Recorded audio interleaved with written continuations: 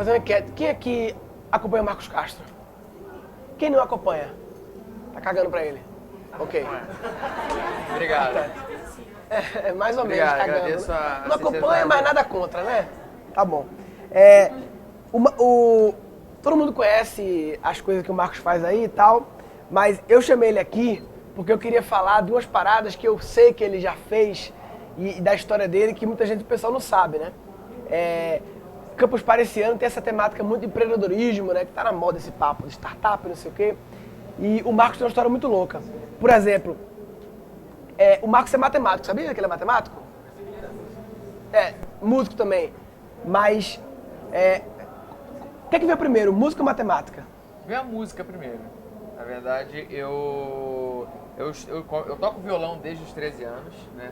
Na verdade, desde os 10 anos eu já comecei com aquelas aulas de flauta doce, que eu acho que teve sempre o pessoal que teve no colégio. Mas com... eu achava que a pessoa começava a tocar violão só pra pegar gente. Mas flauta não pega ninguém, né? Não, flauta não pega ninguém. O violão, na verdade, foi com essa intenção, né? Violão sempre é. Sempre é. Mas eu gostava também já de música, assim. Eu tinha um interesse pela teoria musical, era uma coisa que sempre me interessou. E aí, acabou que eu aprendi, o violão tive aulas particulares, tive aula de teoria musical, só que eu acabei aprendendo música de um jeito bem curioso, que foi na igreja, assim, foi em grupo jovem, porque eu tocava lá, só que só eu sabia tocar. Então, para as outras pessoas, eu era tipo, muito melhor que todo mundo. Mas eu não era. Só que a responsabilidade que eles colocavam para mim era tipo, como se eu fosse, caramba, olha só que... Então, lição número 1, se junte com pessoas ruins para você se destacar. Verdade. Essa é a mensagem? Exatamente. E eu lembro que naquela época justamente por causa disso, eu lembro que o pessoal falava assim, precisamos de alguém para coordenar um coral. O Marcos toca violão. Não quer dizer nada. Mas beleza, comecei a pegar ali. Aí daqui a pouco falou assim, então, vamos ter que fazer 4 vozes aqui, fica bonito, né? Quando junta, abre voz, com a voz mais grave, a voz mais aguda, separa os naipes, né? Soprano, tenor. Eu falei assim, sabe disso, Marcos? Não sei fazer não. Mas só me mandar as vozes aí separadas que a gente dá um jeito, a gente faz. Não tem que fazer, não tem essas vozes, tem que fazer. Então eu tive que dar o meu jeito, na hora dessa pergunta, o pessoal faz assim, você consegue? Claro, né? Pô, ainda mais que nessa época eu tinha 15, 16 anos, né? Primeiro fala que sim, depois descobre como fazer, né? Exatamente, não pode, né? Aceita o desafio depois. A negativa não dá. E aí também, foi aí que eu comecei a aprender mais parte de arranjo musical. E tinha uma outra coisa que era muito interessante, que isso me facilitou muito, na verdade foi o maior exercício que eu tive na minha vida de percepção de ouvido, que 90% dos padres, eles não sabem cantar, são desafinados. Então, quando eles tinham que puxar uma música, eles puxavam a música no tom mais errado possível. Só que o padre nunca erra, né? O padre é o padre, né? Entre o padre e o garoto de 16 anos que está tocando violão, quem errou? Né? O garoto de 16. Então, começava a cantar, ele entrava num tom muito louco, o ré sustenido eu tinha que já meter. Então, isso foi uma coisa que eu fui treinando da parte do ouvido absoluto, né? E essa foi a minha história inicial da música. E ela parou aí, estagnou. Aí eu fui para fazer faculdade de computação. E aí na faculdade de computação Mas por que computação? Por quê? Que momento computação? Eu não sabia o que eu queria fazer, na real. Eu não sabia. Eu sempre fui um aluno que, tipo, eu nunca estudava demais, fazia o suficiente para passar de ano, não estava muito ligado. E quando chegou no vestibular, eu falei, cara, eu sempre estudei de tudo um nada e eu não me interessava. O que eu vou fazer? Aí eu pensei, uma coisa que eu tinha gostado muito na época era a biologia, era a parte de genética. Eu falei, gosto disso. Aí eu queria fazer engenharia genética. Uma coisa genial, por que não fez? Porque era só no Rio Grande do Sul. Se tivesse feito, estaria com sucesso hoje. Olha, na tua vida. Olha, tá errado, né? Tá bombando essa área genética. Mas o plano B até que tá indo bem. Tá indo bem, tá? E aí depois surgiu, eu pensei em psicologia, aí eu falei, logo por 2 minutos, desistindo, 2 minutos depois. E aí eu pensei, cara, não sei o que eu quero, tal. Aí eu pensei, cara, eu já sabia um básico de programação. E eu gostava de ficar muito no computador, Aí eu pensei aquela coisa que todo aluno de ciência da computação pensa erradamente. Eu gosto de ficar na internet, né? Eu gosto de ficar no Google, no Facebook. Vou fazer ciência da computação. O buraco é muito mais embaixo, obviamente. Mas eu gostei, fiz 5 períodos, só que eu comecei a perceber que eu gostava muito mais das matérias de cálculo e derivados, de álgebra linear, que é muito mais puxado para matemática. Quando chegou o quinto período que não tinha mais matemática, foi o meu pior CR. Foi tipo a nota que tipo foi lá mais embaixo. Na faculdade eu fui bem CDF. O meu primeiro CR foi 9,5. CR é o coeficiente de rendimento, a média nas matérias. Aí lá eu fui bem nerd, assim, tipo, tirei 9,5 de média, depois 9,3, 9, só que aí nesse período, quando eu vi, foi 6,5. Eu falei, peraí, tem alguma coisa de errado. E aí, conversando com o meu professor de cálculo 1, ele falou, cara, por que você não faz essa disciplina aqui, esse curso novo que está tendo na Federal do Rio, na FRJ, de matemática aplicada à computação. Então, assim, você não precisa mudar para matemática num pulo e você faz algo aplicado à computação. Então, você não vai perder o que você tem e você vai usar as ferramentas de computação. Era mais MATLAB, mas, enfim, eu tinha uma aplicação prática com a teoria, sem perder a teoria matemática. E foi aí que eu resolvi. Mas, na verdade, eu percebi sem querer, depois, que eu tinha vários inputs que já me denunciavam que eu tinha que fazer matemática. Que, por exemplo, eu morei no Peru durante um ano, porque meu pai é da Marinha, foi transferido quando eu tinha 11 anos. Lá tinha um negócio que era cálculo mental, que é tipo um ditado, né, que você diz assim, número 1, aí fala 7 vezes 3 mais 14 dividido por 2, aí dá 5 segundos. Aí ele fala, número 2, então você tinha que fazer rápido. E tipo assim, eu fui o primeiro lugar geral lá. Um ditado de cálculo de cabeça. De cálculo de cabeça. Lá eu fui o primeiro lugar geral. Tudo bem. A turma do Peru faz isso, o pessoal do Peru faz isso. Não sei se faz bem, porque eu fui o primeiro lugar, né? Mas aí isso já foi uma história. Uma outra vez que eu lembro também no colégio, que tipo, foi a única vez que eu realmente precisei me esforçar para estudar, que eu precisava tirar 9,8 em matemática, porque eu fui 9,7, eu fui relaxado o ano todo. Aí eu falei, vou estudar agora. Aí tomei gosto pela coisa e tirei 9,8. Aí teve também na faculdade, no vestibular, que eu também, quando passei com 9,5 na específica. Então, assim, tinha coisas soltas que eu fui vendo assim, Mas, ao fazer matemática, essas coisas, o que é que tu pensava de carreira, assim? Vou fazer matemática? Pesquisador. Pesquisador. E dar aula. Então, não sei, matemática. O X aí, o Y. Eu gosto, na verdade, eu gosto de dar aula. Na verdade, eu sempre gostei de me comunicar. Inclusive com a parte do violão, eu sempre gostei de me comunicar, não importa a linguagem, né? Seja com música, seja dando aula, e acabou que isso naturalmente enveredou pra comédia de um jeito... Eu era ruim em matemática, mas eu gostava de discutir, né? Com o professor. Aí muitas vezes eu errava, eu me lembro, eu era horrível em matemática. Sabe esses problemas assim, bem idiota, tipo... Da aritmética, essa historinha que é tipo... O pedreiro constrói uma casa em 30 dias. Em quanto tempo 2 pedreiros constroem a mesma casa? A resposta certa, 15 dias. Eu respondia 2 meses porque foi a conversão dos dois. É perder a produtividade. A produtividade perde, né? Concorda? É um exercício real. É real, mas o professor não aceita, né? Isso ficava danado com matemática. A matemática era muito exata. Eu falei, não, matemática tem variáveis humanas aí que tem que ser consideradas no exercício. Ou então você fala assim, uma pessoa 30 dias, 2 metade, vira sem historinha. Você bota a história, eu posso adicionar elementos à história, né? Você tenta ambientar, mas acaba... Se você ambienta, tem que deixar que a gente trabalhe com a ambientação, né, rapaz? Uma pessoa come o saco de pipoca em meia hora. Quanto tempo 2 come o mesmo saco? 15 minutos? Não, menos, porque aumenta a velocidade média de pegar a pipoca. Fica com medo porque tem concorrência agora, você tem que pegar mais rápido, entendeu? É verdade. Aí o professor não considera isso, né? É verdade.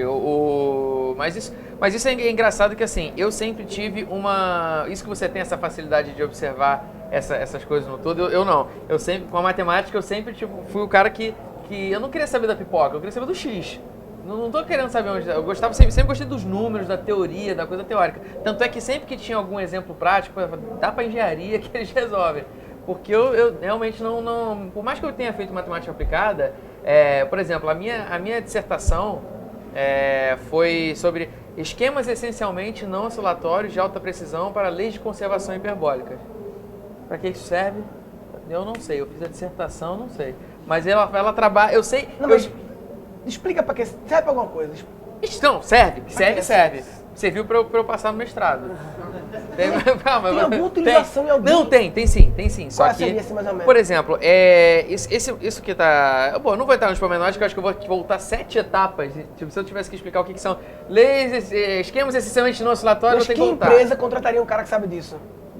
Que negócio você vai montar que é esse conhecimento essencial? O conhecimento que você vai ter é, por exemplo, se você tem mecânica de fluidos, que você precisa, por exemplo, aproximar um modelo que envolva fluidos, sei lá, uma perfuração de petróleo, um foguete, ou exemplos que você não dá para ficar testando, porque você tem são coisas muito grandes, muito variáveis, e que tem, nesse caso especificamente, eram ondas de choque, que não é tipo umas coisas bonitinhas, contínuas, tipo, vem uma coisa, um fluido que bate no outro. Então, assim, você tinha que ter esses modelos matemáticos que você tem, que eles chamam de descontinuidade. Não dá para você aproximar, quando você aproxima no computador, você faz aproximações, naturalmente, porque o computador não trabalha com contínuo, ele trabalha com discreto. Então, você tem que discretizar isso, aproximar por uma coisa próxima da realidade. Só que o computador, quando você vai aproximando, se tem essas ondas de choque, são perturbações, é muito caótico. Então ele sempre falha. O meu modelo é um modelo que aproxima melhor do que outros modelos. Claro, né? É possível criar um cálculo matemático para prever a trajetória da unha quando ela é cortada? Porque a unha, ela tem um problema que você corta aqui, ela pode cair para tudo que é lado. Então mesmo que você coloca a lixeira aqui, você nunca consegue prever a trajetória da unha. Você corta, ela pode cair aqui, não cair na lixeira. Olha, tem como criar um modelo matemático para isso? Para prever a trajetória da unha? Olha, eu acho que é mais... Pensar primeiro no modelo físico da história, né? Que tem que saber o ângulo que você está cortando, quais são as forças resultantes. Confesso que na física eu já sou um cara... Já não tenho essa... Mas se o físico chegar e me mandar... Ó, monta esse sistema aqui, resolve essa parada, esquematiza. Aí dá pra gente... Aí tu, beleza. Aí tu pensasse em fazer comédia agora, contar as piadas aí. Por quê? É estranho, né? Novamente, tentei violão, não comi ninguém. Agora eu vou pra comédia, como alguém. Não, na verdade eu já tô casado há 2 anos, eu já namorava desde os 16. E eu conheci na igreja, ou seja, deu certo o violão. Sim, entendi. Deu muito certo. Deu muito certo. Matemática não. Não, até porque não tinha nem oferta ali.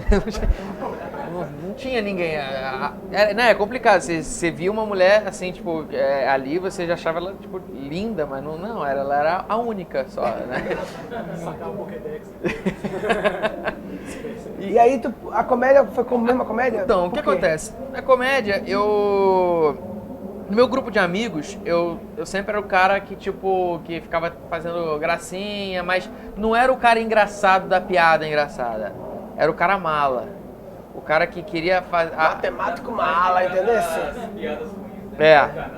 Eu era o cara que fazia os piores trocadilhos e ficava empentelhando, tipo o burro do Shrek, que fica, para de cantar, começa a assobiar, para de assobiar, fica murmurando. Eu era isso. E pra aparecer, porque, enfim, queria ser chato mesmo, me irritar. Eu ficava feliz quando as pessoas ficavam irritadas, e não quando elas riam. Quando a pessoa estava incomodada, mas sabe aquele incômodo misturado de risada, que a pessoa já está tão desconcertada que não sabe como reagir? Eu gostava daquilo. Só que, tipo, eu tinha um senso de humor, assim, já, eu percebi que eu sabia fazer, não piada, mas comentários engraçados sobre alguma coisa. Eu lembro que adicionar um parênteses, quando eu tinha 16 anos, eu fiz um jogo de RPG Maker. No RPG Maker, que é um programa que faz RPGs e tal. RPG Maker, né? E ele tinha muita piada. Assim, muita piadoca quando você... Porque RPG você tem que pensar assim, tem uma casa.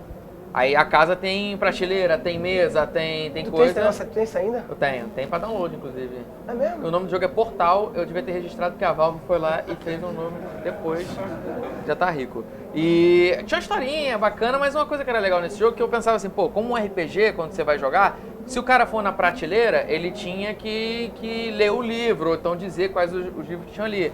Então eu ficava muito escrevendo besterol ali, nessas coisas. Então, tipo, eu vi que eu tinha essa facilidade, que acho que não é lá grande coisa. E aí quando eu comecei a assistir... Acho que fecha parênteses então agora. E fechei. Aí quando eu fui fazer quando eu tava na faculdade, começou o boom do stand-up. E começou com o YouTube, Google Vídeo ainda, né? E eu achava demais aquilo, eu achava foda. E uma das pessoas que eu vi foi você, o teu Open Mic, né? Que tinha eu lembro que era o Danilo, o Rafinha, o Diogo, o Rabin, você, o Oscar, o Mêncios também. Márcio Ribeiro, mas o que eu lembro que eu tinha visto, principalmente, foi o Danilo, o Rafinha, o Diogo e você. Né? E aí eu falei, cara, isso é muito bom, eu quero ver isso, eu quero ver. Primeiro era só consumir. fui no Comédia em Pé, amei, foi tipo a vez que eu mais ri na minha vida. E, cara, aí uma vez eu tava no site Comédia em Pé procurando pra ver mais, onde é que tá em cartaz, apareceu ali no site, assim, Open Mic, envie seu texto. Aí eu falei, vou escrever alguma parada aqui, mas eu achava que eu não ia ser respondido, porque em 2007 isso, eu nunca tinha tido um e-mail respondido. Eu tinha mandado uns 10 pro Jacaré Banguela, ele nunca já me respondeu. Então eu achava que não ia rolar. Aí eu mandei. E na época quem leu foi o Cláudio Torres Gonzaga, né? Que é o mais cerimônia do Comédia de Pé. E ele falou, você pode dia 24? Aí eu falei, cara, e agora, cara? Nunca subi no palco, nunca fiz. Aí eu fiquei preocupado e tal, só que sem querer eu acabei escrevendo um textinho bacana. Eu falei, vamos lá, né? Vamos fazer. Aí eu fiquei na dúvida e tudo mais. Eu lembro que eu perguntei pros meus pais, o que vocês acham? Eu falei, acho ruim. Foi aí que eu decidi fazer, né? Mas aí é essa parte que eu gosto da tua história, porque eu acho, é isso que eu acho, porque a gente fala em empreendedorismo, né? Voltando ao assunto que eu iniciei, a turma acha que empreender é só montar um negócio, ter empresa, né? Mas acho que empreender é uma atitude, é um mindset que você tem, um jeito de pensar, né? Então, por exemplo, essa coisa da oportunidade, de você ver que o stand-up estava começando ali e que muitas vezes se você não entra naquele momento, 3 anos depois, fodeu, né? É difícil entrar. Tem algumas coisas que tem a hora certa de entrar. Sim, fora que eu estaria no doutorado, fazendo uma coisa toda. Nem você pode antecipar demais, entrar nem muito cedo, nem entrar muito, tem um momento certo de entrar. É de você. E também a questão de se expor, né? Eu acho que todo empreender envolve um risco, né? Então se expor no sentido de tipo, tu tava lá com a vida tranquila, vida mansa, não sei o quê. Muita gente pensaria, pra que tu vai inventar? Eu também ouvi muito isso. Pra que tu vai inventar de ir no palco, aí vão rir da tua cara, passar vergonha, fica quieto, rapaz. De fato, ficar quieto, o risco é zero. Né? Tentar ir lá, o risco pode dar uma merda, né? Pode acontecer alguma coisa, né? E eu acho interessante que todos os comediantes, eu adoro ver as histórias e ficar encontrando as semelhanças. Todos eles têm essas características. Os comediantes que conseguiram criar uma carreira têm essa mesma característica de tipo, entraram na hora certa, né? E se expuseram, né? Não tiveram medo de se expor, de dar a cara a tapa, né? Porque os comediantes tem um cara que dá a cara a tapa toda hora, né? Sim. Eu vejo o pessoal de startup falar assim, porque eu fiz uma empresa e não deu certo, deu errado, aí eu tentei outro, não deu certo, aí começa a ficar meio triste. Se o humorista ficasse triste quando a piada não funciona, tá ferrado. O cara tem que se adaptar ao método de tentativa e erro, sim, que pra mim é o melhor método de você montar qualquer negócio, né? É você, só que em empreendedorismo chama de validar a hipótese, né?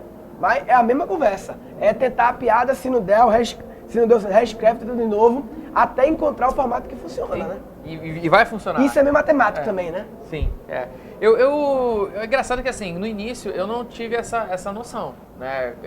Foi uma coisa assim, vou fazer porque eu vou. Sim, isso é atitude, não necessariamente a pessoa tem que ter consciência disso. Sim. É o mindset da pessoa que está preparado para isso, né? É verdade. Agora, o lance assim, tipo, eu comecei a perceber mais, depois de um tempo, essa questão, eu só comecei a ter consciência disso quando eu tava, como a gente estava conversando mais cedo, né? Que eu comecei a fazer comédia e aí comecei a fazer open mics, mais shows. E aí pintou a oportunidade de fazer o Domingão do Faustão, que chega lá, que você também participou. Tava fazendo matemática, tranquilo, numa boa. Mas tu ganha dinheiro com matemática nessa época? Eu já tava ganhando era uma bolsa de mestrado, era 1.200 na época. Não ia viver daquilo, mas tava encaminhado. Até porque eu já tinha tido, já tava vislumbrando a possibilidade de fazer um doutorado no exterior. E quando eu voltasse, eu teria quase garantido um espaço como pesquisador, porque tinha muito pouco fazendo, muito poucos.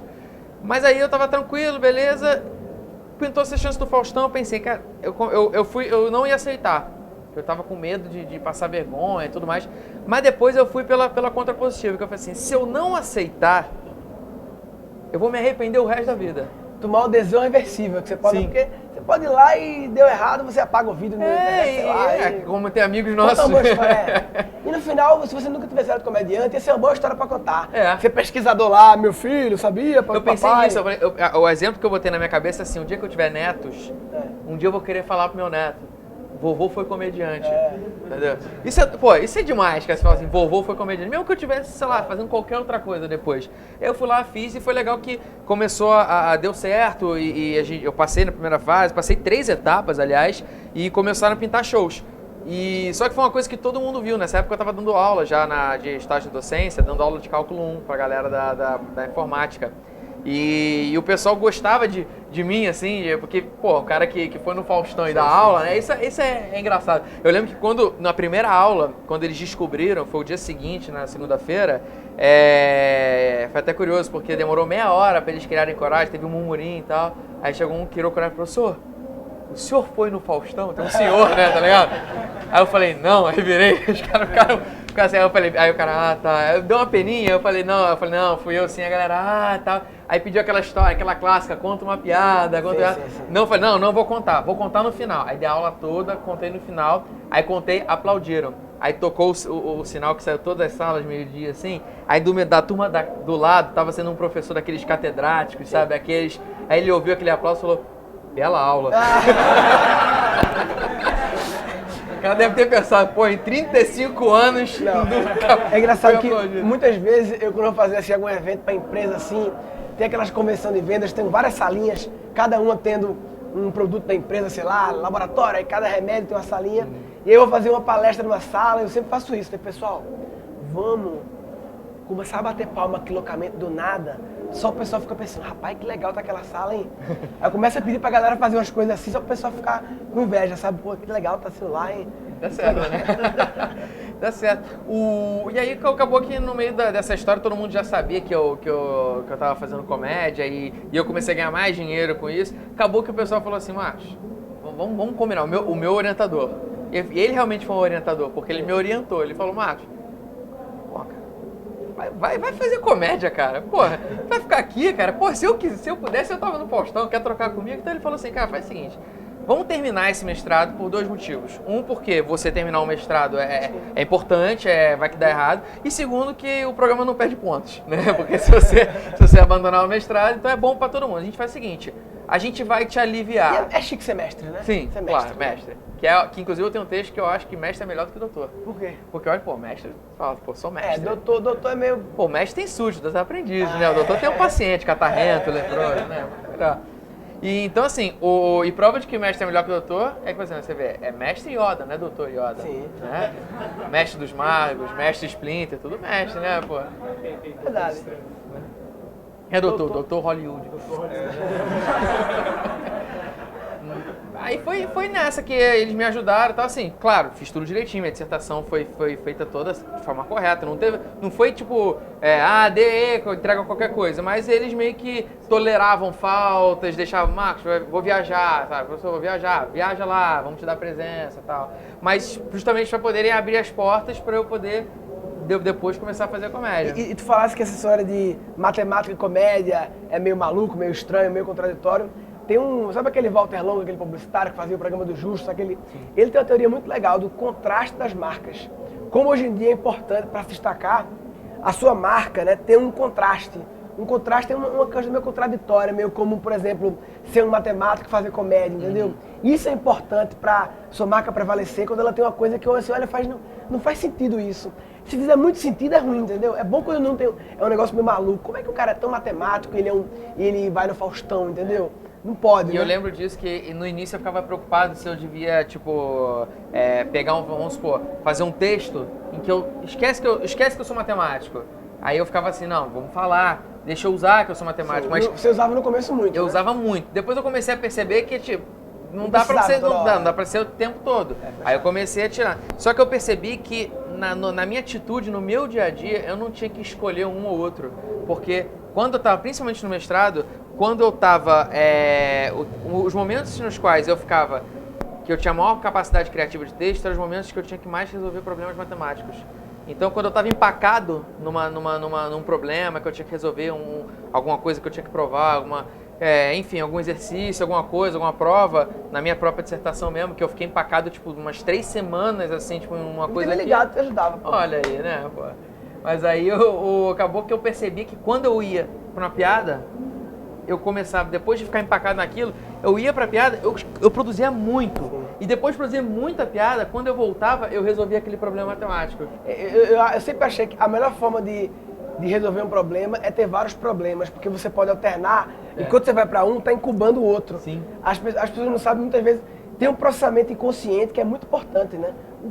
Processar as coisas no nível inconsciente. Sim. E alternar para outro projeto, você tá botando o outro para incubar. E aí quando você volta, você dá um gás, né? Isso tanto é verdade que eu lembro que uma vez eu tava tendo que tirar a música lá atrás, naquelas histórias de tocar violão lá na igreja, e eu tava ouvindo uma música que eu tinha que aprender e eu não conseguia aprender, não tinha facilidade de achar cifra, assim, e eu não achava de jeito nenhum, não achava e eu não conseguia achar um acordezinho. Tentei tudo, tal, fui olhando o campo harmônico para usar a teoria para achar. Você queria encontrar um acorde, né? Um acorde que tava faltando naquela música. Eu não achei, deitei e dormi. Sem brincadeira, eu sonhei com Ré sustenido de sétima maior. Eu sonhei com esta parada. Acordei, peguei o violão, pá, é isso. Às vezes você tem que deixar o... Tá incubado, tem que deixar. É o famoso deixar dormir o problema, né? É. Deixar o problema dormir. Sair um pouco dele e se ocupar com outra coisa para o bicho... E tem um lado bom disso também, que eu gosto muito de fazer isso, ainda mais hoje que eu tô com... Pelo menos, se eu tenho menos de 4 atividades em paralelo, eu acho que tem algo errado. Eu tô sempre buscando atividades. E o legal é que, quanto mais atividades em paralelo você tem, menos chance você tá entediado e menos saco com todas. Sim. Sempre vai ter aquela que você tá muito... muito na pilha de tesão, resolver. Né? E tem uma teoria que chama de flow, né? FLOW, que é o fluxo, né? Você entrar no estado de fluxo. O estado de fluxo é quando você está super em tesão de fazer aquela coisa e você produz muito, né? Sim. E eu sempre falo que quando o flow acaba, é legal ter outra coisa que você possa alternar e sempre... poucas pessoas têm essa oportunidade de fazer só o que estão com tesão. Poucas têm, né? A gente fala assim, mas... E eu acho que nós que somos profissionais liberais, assim, que podemos... Nós temos essa oportunidade de, tipo, tô com tesão de fazer isso, então vou fazer isso.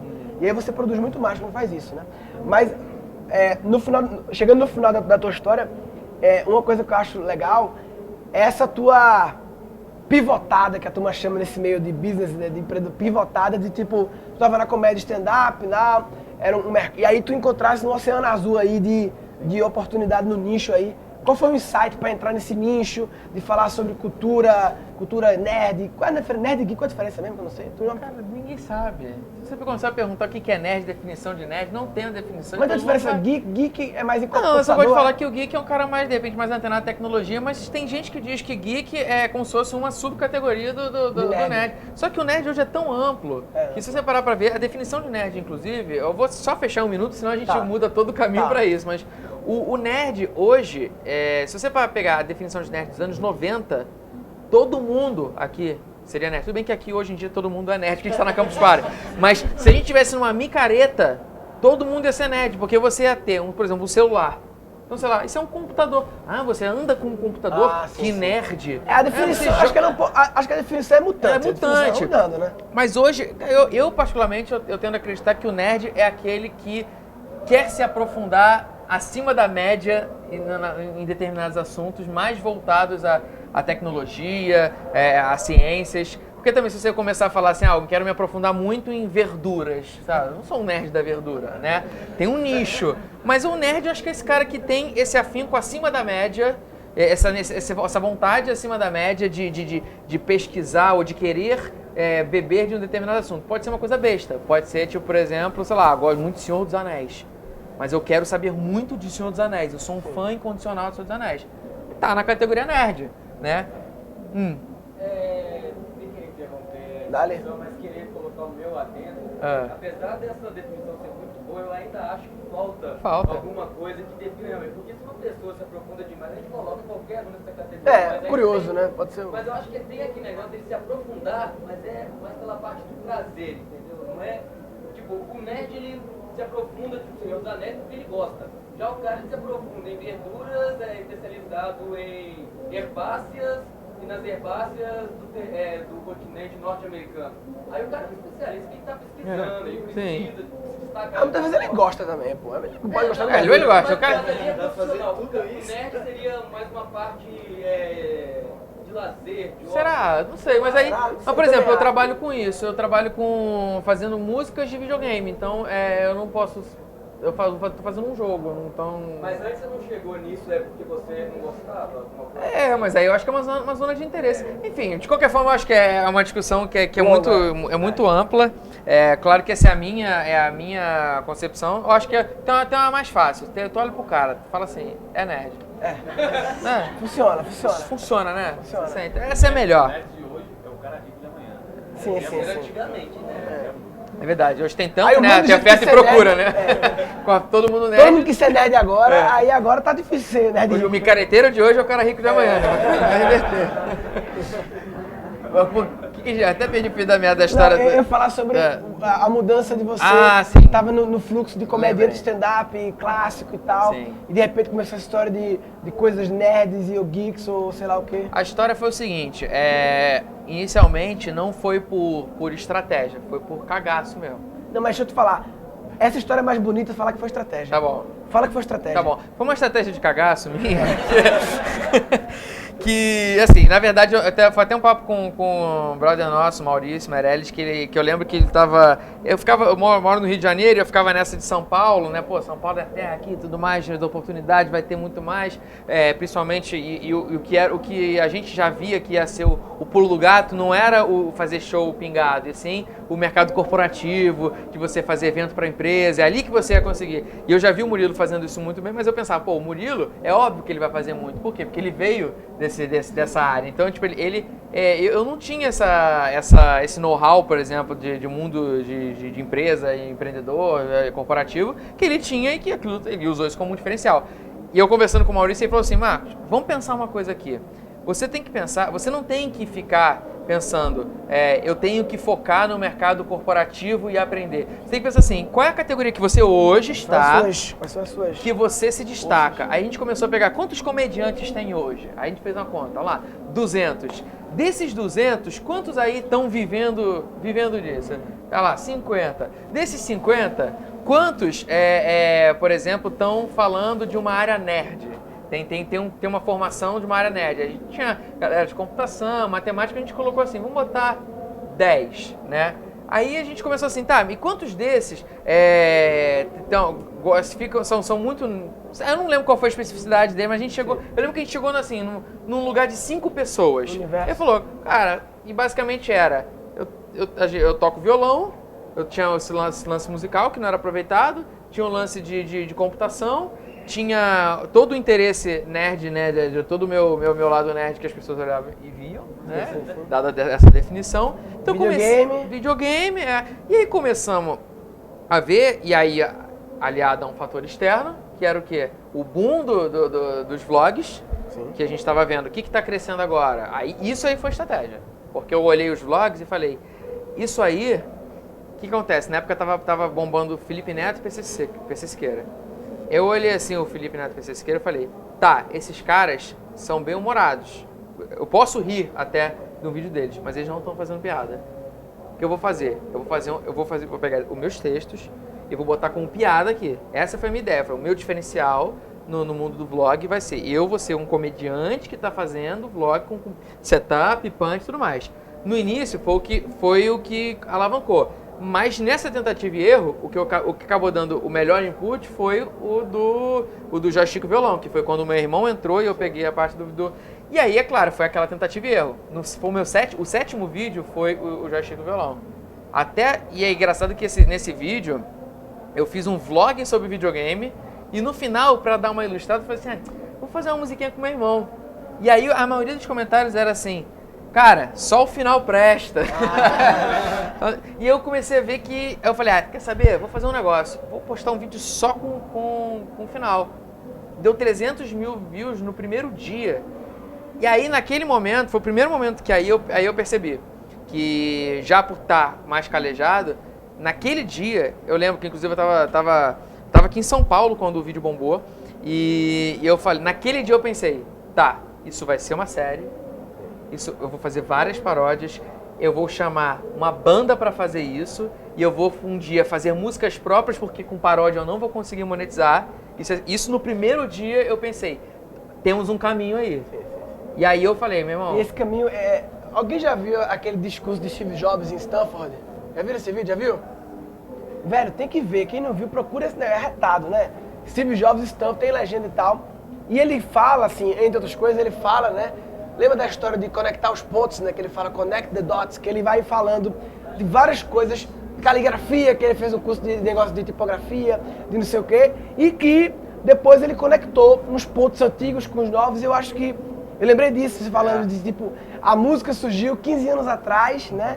Aí depois a matemática, aí depois o humor, e aí, uma hora você conectou todas essas coisas, você connect the dots, né? Você é o Steve Jobs. A programação, porque Sim, de certa forma, o fato de eu ter uma expertise com computador me facilitou na hora de aprender você a ferramenta. Você é o Steve Jobs brasileiro, então. Muito obrigado, olha aí. Mas tem tudo a ver essa coisa que muitas vezes a gente, interpretando o que você falou, você parou para analisar suas forças, né? Qual era o seu know-how. Como você falou, não é porque o mercado corporativo de humor dá dinheiro que eu vou entrar. Eu faço isso porque eu vivia disso, eu tinha esse background, né? Não precisa aprender isso, você tem que ver quais são suas forças e como conectar todas elas para até criar um produto único, né? Que a intersecção da música com o videogame, com a programação, com a comédia, com não sei o quê, com ser feio e tal, é só você, entendeu? E, inclusive, uma coisa que é muito curiosa, que inclusive a gente estava falando aqui no bate-papo na fritada, que você falou um negócio assim, a tua ideia tem que ser tão boa, você tem que ser confiante, acreditar que você, mesmo que alguém, que a ideia esteja pública, você tem que ser capaz de executá-la melhor do que os outros. E isso é uma coisa que hoje, é claro que há exceções, sempre vai ter um cara fora da curva e tudo mais, mas difícil. eu posso afirmar com grande certeza de que não há ninguém melhor do que eu hoje fazendo paródia com temática nerd. Então, se eu tiver que criar... Que requer vários conhecimentos juntos ali. Eu já estou treinado há 3 anos fazendo isso, com o meu método, com a minha forma de criar isso. E tem um irmão genial que é a fonte de tudo, né? Isso, exatamente, porque eu só, né?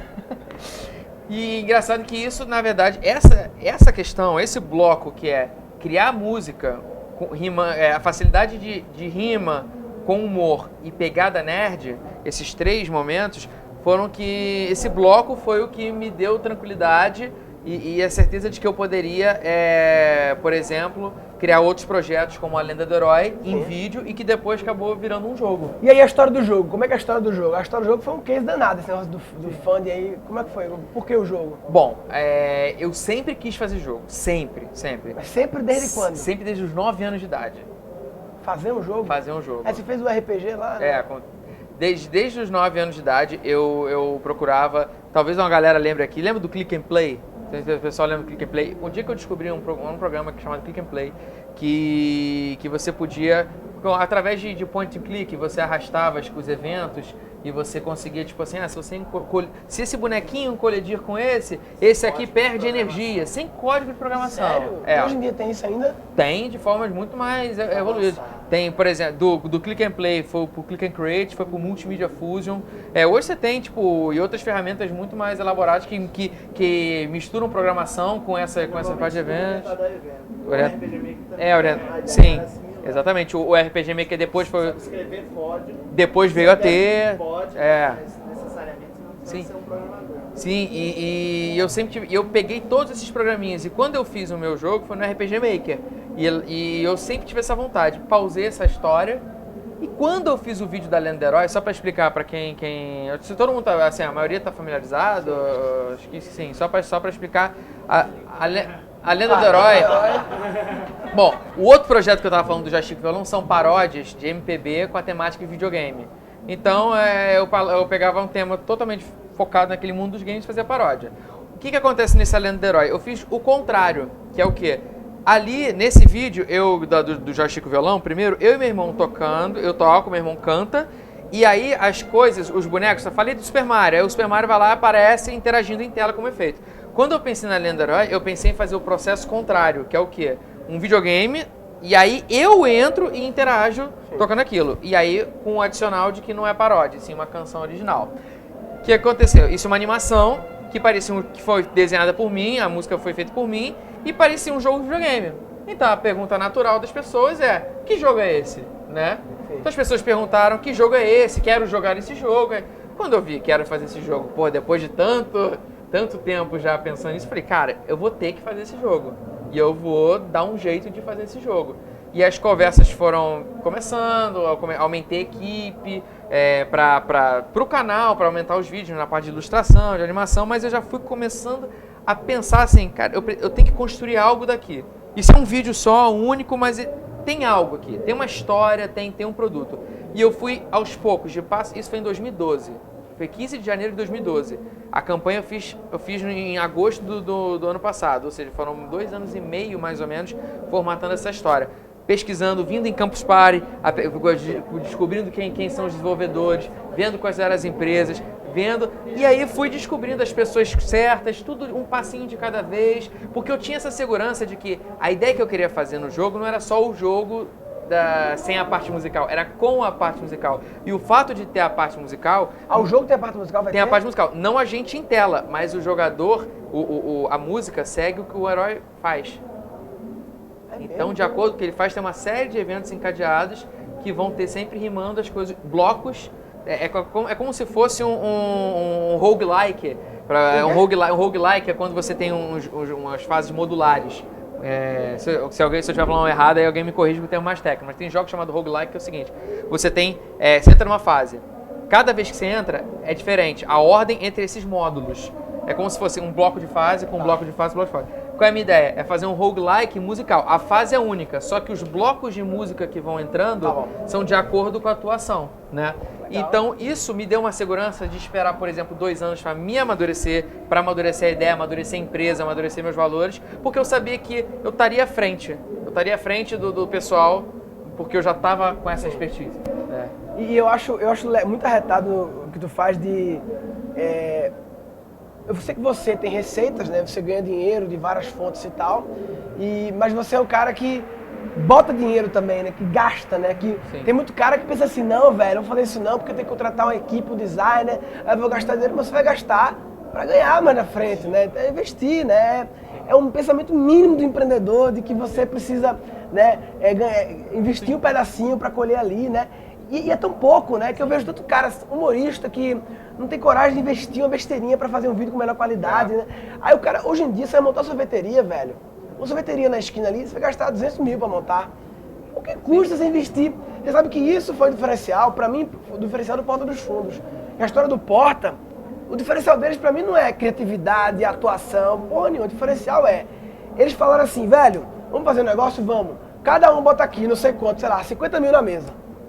5 negros, 250 mil, pronto. Vamos fazer vídeos com 250 mil reais. Quantos vídeos dá? 5 mil por vídeo. Dá quanto? Eu não acompanho a conta. Eu tô acompanhando o raciocínio, eu tô tentando... Eu tô pensando em Porta dos Fundos, eu não acompanho os números. Tem 25 vídeos. Olha como eu mudei. Eu tava acompanhando Porta dos Fundos, tava falando número, eu joguei fora. Olha Ou seja, nós temos fôlego para 25 vídeos até começar a ganhar dinheiro. Isso é o típico pensamento empreendedor, né? E sabe o que é muito louco? Porque assim, falando assim mais ou menos, porque todo mundo acha que assim, youtuber é milionário, né? Youtuber ganha muita grana. Se você parar, hoje, assim, só pra você ter uma ideia, os meus ganhos, porque eu tenho 2 tipos de ganhos, né? O ganho básico é com a AdSense, né? Que é a propaganda que aparece no início dos vídeos. Sim. É uma parceria que você tem entre o Google, né? Enfim, você. Esses vídeos, essa receita, ela em média, pra mim, é de 10 mil reais, tá? Só que tem que fazer vídeo pra caramba. Você tem que ter uma visibilidade absurda pra chegar a isso. Sim. Pensando em pessoas, se eu fosse botar 10 mil no bolso, pô, tá bom. É bom, só que a conta não funciona assim. Não é, 10 mil pra empresa é nada. Sim, é merreca. E eu posso dizer assim, com segurança aqui, pelo menos nos últimos 2 anos, o meu gasto de equipe é sempre maior do que esse AdSense. Sim. E é tranquilo. Tem que buscar outras receitas. E sempre entra. Assim, eu sempre começo no vermelho, mas é tranquilo. Sim. Porque eu sei, porque quando você coloca isso, quando você pensa que você vai se diferenciar em qualidade, que você vai fazer um algo a mais, você começa a chegar você começa a elevar o teu nível. Porque, por exemplo, eu posso ter uma série de talentos, mas o dia tem 24 horas. Sim. Então vai chegar um momento que eu tenho que ser o cara para delegar. E hoje eu busco ser o cara que, por exemplo, tem uma animação que eu faço, que é o Joystick TV, que é uma animação que usa pixel art, tem dubladores, tem roteiristas, tem ilustradores, enfim, tem todas as etapas da produção.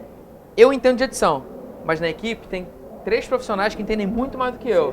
Eu tenho roteiristas, tem outros que entendem também. Tem eu entendo de ilustração e assim por diante. Eu entendo de todas as etapas do processo, mas eu tenho que ter a consciência que eu sozinho não vou executar. E existem outras pessoas que podem executar melhor. Mas se elas fossem fazer sozinhas, talvez elas não conseguissem fazer o que eu tenho aqui, porque eu estou reunido. E eu acho assim que, vamos supor que você gaste 15 mil e com todas as receitas você ganha, vamos supor, 25. Ok, tem um lucro de 10. Outro cara, pra mim, na minha opinião, outro cara comediante que não investe em nada e faz uns eventos e ganha um lucro de 10, o lucro é o mesmo, mas você está construindo um ativo, um patrimônio seu, que é o patrimônio que é os inscritos é o patrimônio, o seu histórico é o patrimônio, né? É muito melhor gastar 35, gastar 15 e ganhar 25 do que simplesmente ganhar 10 e não gastar nada e não estar construindo patrimônio. Então acho que tem outra coisa também, a qualidade, você também está investindo, né? Então a qualidade Sim. do seu produto é melhor, então tem mais chance Sim. na questão da concorrência. Sim, Então, sim. tem uma oferta melhor e você está garantindo que essa oferta Sim. garanta uma qualidade. E hoje o que eu vendo não é número de visualizações. O meu número de visualizações hoje eu tenho entre 2 e 3 milhões mensais no canal todo, milhões de visualizações. Só que hoje, isso há 2 anos atrás, era o mesmo número. O meu número não cresceu, ele se manteve. Ou seja, eu tô perdendo espaço em visualização porque o mercado está crescendo. Hoje tem cada vez mais canais que fazem 10, 20, só que o pessoal trabalha, é muito mais oferta, muito mais gente vendo e muita gente fazendo pela quantidade. Só para você ter uma ideia, tem um canal lá do Rio de Janeiro, o David Jones, que ele faz 7 vídeos por dia. de quê? Ele faz 4 vlogs, plano de sequência, ligou, comenta uma notícia de mundo de games e desliga. Ele faz 4 assim e 3 gameplays, geralmente Minecraft, que Minecraft é o que bomba, né? Inclusive, saiu uma pesquisa que o... Por que Minecraft bomba? Eu não consigo entender. Não sei, é assim, olha, Eu nunca joguei, mas eu sei que é meio estranho. Cara, é assim, o universo do Minecraft é quase infinito, assim, o que você pode fazer nele, assim, tipo, é muito grande. Eu não gosto, mas eu entendo... Tipo um Lego, né? Um Lego. É um Lego, mas tem muito mais coisa atrás disso. Cara, tem um processador lá dentro, com 1 byte lá, ele processa. O irmão da minha mulher, ele fala assim, Murilo, ele falou, eu comprei o Xbox, ele falou, Murilo, compra Minecraft, o jogo, agora Minecraft pago. Como é que é Minecraft pago? Porque no celular só é bom pago, o não pago é ruim. Por que ele falou isso? Eu não entendi. Eu desconheço essa. Hã? Deve ter uma versão free, né? Você sabe que saiu agora recentemente que as maiores buscas no YouTube mundial, a primeira é Music, ok, a segunda é Minecraft. Então, se você Que metade das pessoas estão querendo, outra metade da pessoa, o que é Minecraft? Sim, Sou eu, não, buscando o que é Minecraft. E é muito louco você parar a pensar que, assim, tudo bem, Music é maior do que do Minecraft, só que não é numa ordem de grandeza tão superior. Então significa que Minecraft hoje está se equiparando à música. Louco, né? É uma coisa, tipo, é um conceito tão genérico, um é tão específico, outro é tão genérico. O Notch lá, o cara tá, né, vendeu por 2 bilhões, né, pra Microsoft, e vendeu barato. Foi o primeiro jogo dele. E vendeu barato. 2 bilhões, vendeu barato. E pra encerrar a conversa, aí esse jogo aí, qual é que você perspectiva pra esse jogo? Vendeu por 2 bilhões. Né? 2 bilhões? E como você falou que eu lhe influenciei no começo, a gente Olha aí. racha, né? Então, o jogo, assim, a gente fez uma campanha de crowdfunding, né, que foi em agosto do ano passado, 2014, né, olha eu aqui já esquecendo o número, não sei mais número, né, meu Deus, o que aconteceu comigo?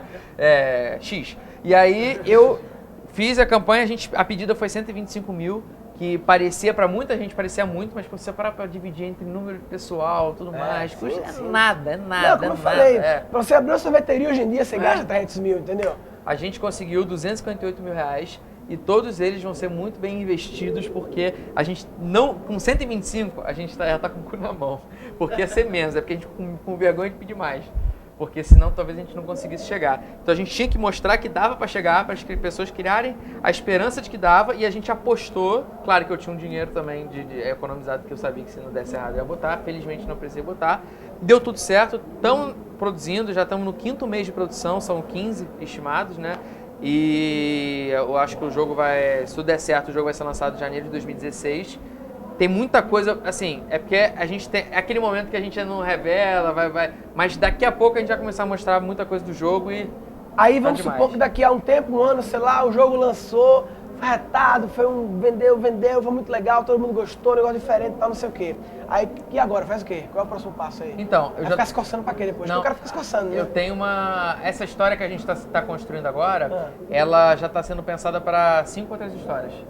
Ah, é? É. Então ela já tem um esqueleto que, na verdade, ela vai ter um emaranhamento, e aí pode ser tanto para frente quanto para trás, quanto em paralelo no tempo, aí fica as histórias. E isso com a ajuda do Fábio Abu, que é nosso amigo e o cara grande do Combo cantor. Ranger. Isso, exatamente. Eu via Combo Ranger. Que além do... Aí entra aquela história, preciso de um cara mais talentoso nessa parte, que eu tenho que interligar essa história, e além disso eu sou muito fã do cara. E aí entrou... Já estamos planejando isso, a gente tem planejamento de história para 2020. Esse bicho é foda. Olha, seria bacana. Uma coisa que eu quero muito que aconteça, assim, só pra finalizar, que eu acho que... Mas isso só pelo tesão da parada, que é, tipo assim, a Lenda do Herói saiu de um vídeo, né? E ele vai virar um jogo. E quando isso for um jogo, as pessoas vão fazer gameplay dele. Ah, Então, ele vai ser um vídeo autorreplicante. A Lenda do Herói vai ser um bruto. E milhões de outros A Lenda do Herói vão ser postados porque cada história é diferente. Marcos, vai ter um DLC do Robert C. Olha, do Robert C, por enquanto, ainda não temos nada estimado, mas... Podia ter, né? Podia ter. Pra finalizar, só a história do Robert C, que eu acho legal, você tem uma capacidade muito legal também de criar histórias, né? De storytelling, né? De pegar uma brincadeira de jejum, não sei o que, Robert C, e criar todo um mundo da fantasia em torno desse negócio e tal. E as pessoas veem e gostam desse mundo. Todo mundo sabe que é onda tua, mas as pessoas gostam dessa onda. É como Senhor dos Anéis, todo mundo sabe que é onda, mas você é muito bom em criar essas ondas malucas, né? Então, conectando esses dots, essas porras, você podia pensar num filme. Um filme, talvez, de Robert C. com a Lenda do Herói. Olha aí, quem sabe, ó. Hollywood, não? Inclusive, a gente... Os heróis do Robert C. Por que não se... Porque talvez ele seja. Você não sabe, né? Mas Beleza. uma última coisa que eu quero fazer Dale. também, quando lançar o jogo, eu já orcei uma orquestra. Eu quero fazer o jogo, toda a animação, e fazer um espetáculo que é uma orquestra tocando e acompanhando o vídeo todo do jogo atrás. Dominar o mundo, papai. Valeu, vice-velho. Obrigado. Palmas pro Marcos. Valeu. Obrigado, gente. Valeu.